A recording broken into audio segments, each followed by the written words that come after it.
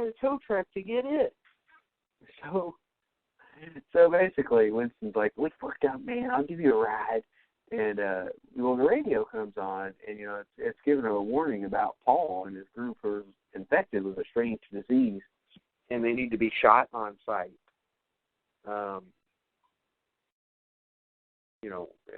Shot on sight. And after all of the party attendees leave, they all start getting nervous, and they all try to they tell Winston to shoot him. And Winston's like, "I can't do that, man." And one guy tries to hit him with a guitar, and Paul moves, and he hits this other guy with a harmonica, and the guy chokes on it. It was set up from the beginning where it's still great. And then Paul's throwing up blood on these guys intentionally because he's sick at this point. He didn't give a fuck. And he knocks Winston out with a stick, and he's like, "Party's over, Winston." And Paul gets picked up by a passing trucker and taken to the hospital. Well, the sheriff and doctors interrogate him while he's lying in a hospital bed, which, by the way, while he's being brought in, you can see Dennis there in a hospital bed, and there's a bunny. I have no idea why it's a bunny. I guess Donnie Darko comes into play. And he's giving Dennis pancakes, which you referenced earlier. Pancakes? Weird fucking scene. Well,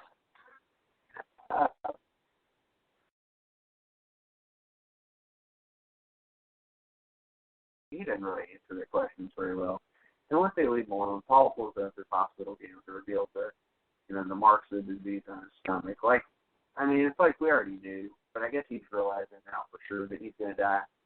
Well, the doctors determined they're not equipped to handle the situation, and he should be transported to a bigger nearby regional hospital. Take a drink here. And his driver is our buddy Winston. And Paul tries to warn him about the water in the reservoir. Winston's like, "I'll get you some water, man. All I got's the 40, but he can't speak well." So Winston only hears water. The next morning, Jeff comes out of the woods where he's hiding and, kind of makes his way to the cabin. This fucking scene's so funny. As he looks around, he's horrified that all his friends are dead. He's also like, "I made it! I made it!" This guy's celebrating. It's just good. It's morning time. You made it. All your friends who are sick are all dead, and you're celebrating. It's bizarre, but also comical. And the dude just randomly walks outside, and much like Night of the Living Dead with Ben, which you can hear on Going to the Void. Actually, it was on Elite Podcast Network. He walks outside, and his men take Jeff's body, and Jeff gets blown away by the redneck police. And the sheriff and his men, they take Jeff's body and pile it on top of the others, which gets burned in the fire pit. So, while he's unconscious, Paul's actually dumped into a stream by Winston, and he's left to die. Paul's body infects the water in the stream. And, further down, there's two kids collecting water for their lemonade stand. And they sell some lemonade to the sheriff, to his deputies, and there's other locals drinking it too. So you've got this natural spring water truck that leaves store bottles on the infected water in the truck, which leads us to Cabin Fever 2 at a later date. But this is kind of the start of a possible epidemic infection. So we don't know where the infection came from, other than the hermit and the dog. We get no explanation as to that.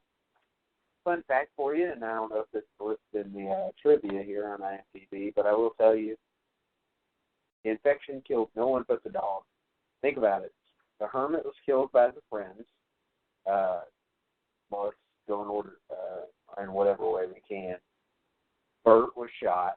Marcy was killed by the dog, Dr. Mambo. Grim was killed by Dr. Mambo. Karen was somewhat killed by Dr. Mambo / Paul. Paul, he did get killed, or did get infected, but if you've seen Cabin Fever 2, maybe that's not what actually killed him. We'll get into that at a later date. We don't know about Dennis. All the people that came after Bert were killed by, means with stabs and things like that. Jeff was killed by that. Dr. Mambo was killed by Paul.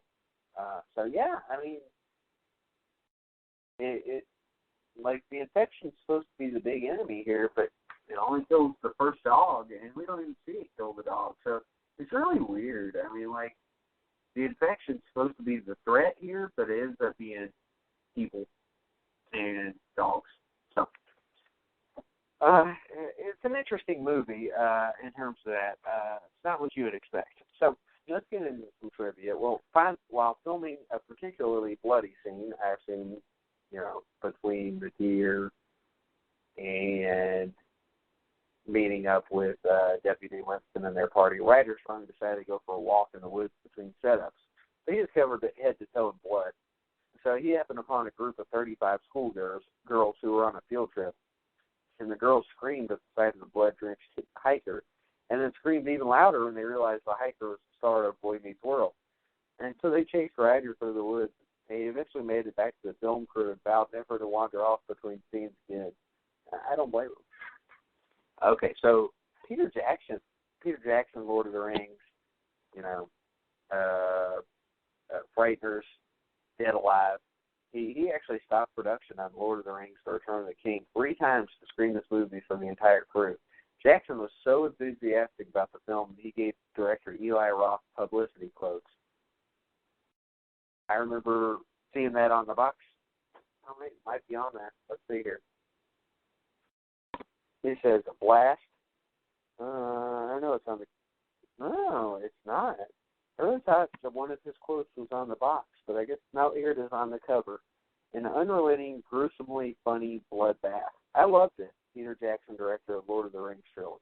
So, a little bit of fame right from the start for Eli Roth. Well, the crew member Robert Jones took home the decapitated body prop once the film wrapped. Decapitated body prop. Thinking maybe that was from the bowling scene. And was pulled over while driving home by police officers who they actually pulled him over at gunpoint, thought the corpse in the passenger seat was real, which clearly it was not.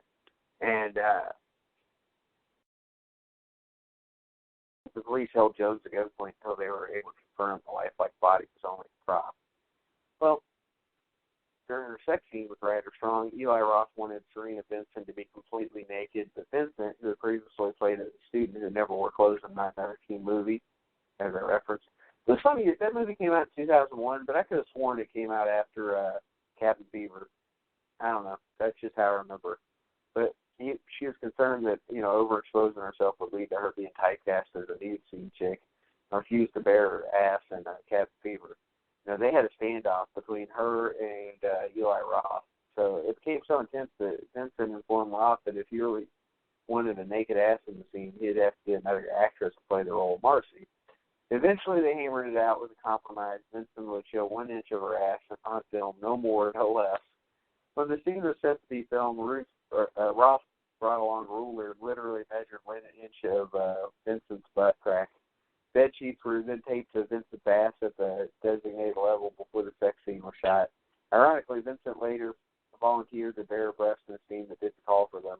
During the bathroom scene where she discovers her ashes on her back, the script had her wearing a robe, which she lowered when she turned her back to the mirror, but Vincent thought this scenario was too unrealistic and volunteered to do it topless. She knows what she's got. She knows. Also, I believe she got implants between... There was a movie before, I think, 913 movies she got implants. I can't say for sure. That's just what I think. So sound mixer John Neff survived the real fleshy bacterium, which he contracted in a hospital during minor surgery. It took 13 days of nonstop intensive care and medical attention to save the life. Neff maintains the makeup in the film is 100% accurate. That's crazy. Director Eli Roth originally got the idea for the movie while working in Iceland on a horse farm. He got such a bad skin infection from the rotting hay in the barn that his face broke out in sores. Bled and peeled off when he shaved, which would make sense for the Serena Vincent scenes. This movie had the lowest budget of any Lionsgate film released in 2003, so I was right. $1.5 million. That was their highest-grossing film of 2003, $22 million at the box office. It was also the most profitable horror film released in 2003. Saw in 2004, which is another horror film released by Lionsgate, would beat his film's record the following year in 2004 for highest-grossing film over a similar low budget, grossing over $100 million with a budget of $1.2 million. So, a couple of successes there, obviously, and not sure why they don't bring up Texas Chainsaw Massacre. I assume it did well. Branded beer, seen on top of the fridge as Jeff takes all the beer and abandons his friends, is called Arrogant Bastard Ale.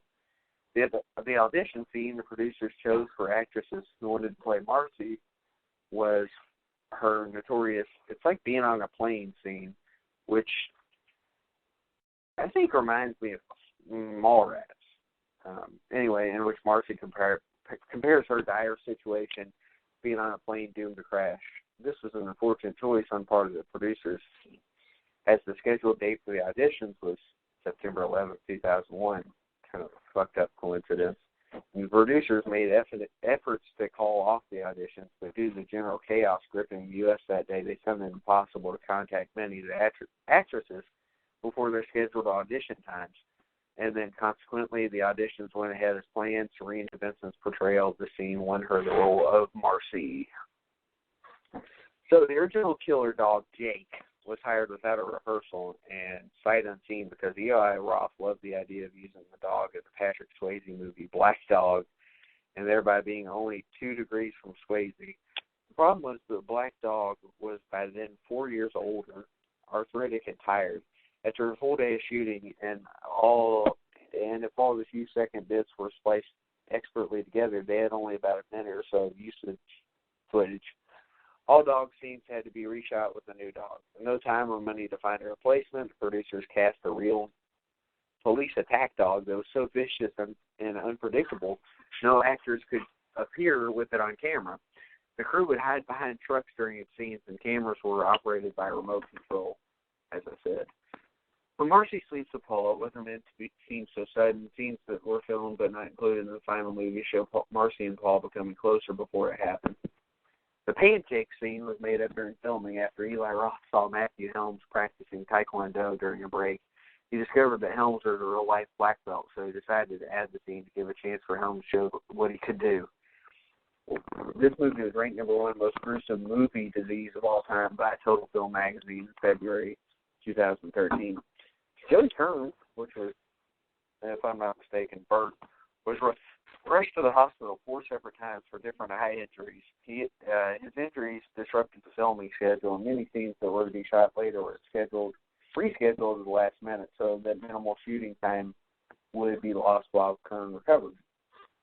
This resulted in numerous supposedly daytime scenes, mainly ones inside the cabin, being shot in the middle of the night. Director of photography Scott Keevan is visible in the rearview mirror in the truck where the kids are driving to the cabin. Director Eli Roth noticed this is the editing room and kept it in so Scott would be in the movie because he has appeared in all his movies that he had shot. Out of 347 films shown at the 2002 Toronto International Film Festival, Cabin Fever was screened last, and it became the highest-selling movie at the festival. Nearly all of the 9 studios engaged in bidding war had passed over the movie at the script stage, the exception being the eventual winner, Lionsgate, which was not in existence when the script was first written. The first symptom of Marcy's illness that the movie draws attention to are the red hand-shaped marks on her back, where Paul grabbed her when they were having sex. However, just prior to this discovery, in the scene where Bert and Jeff abandon the others, a similar lesion can be seen on Marcy's left wrist, just below her watch. An early hint to observe it that indicates her sickness. I didn't catch it. I watched her repeatedly, and I forget to check for it every time. So, apparently she was sick for a while. Well, Randy Perlstein, who received the co-writing credit, was roommates with Eli Roth in film school. Roth had already written a rough draft of the script and enlisted Perlstein's help in fleshing out the script into feature length. Perlstein was not present during the filming and did no further rewrites of the script. Lionsgate Films bought the movie front end to still some in the high seven figures with an 8-figure commitment to prints and advertising. It's the most money Lionsgate has ever spent acquiring a motion picture. Good job, Eli Roth.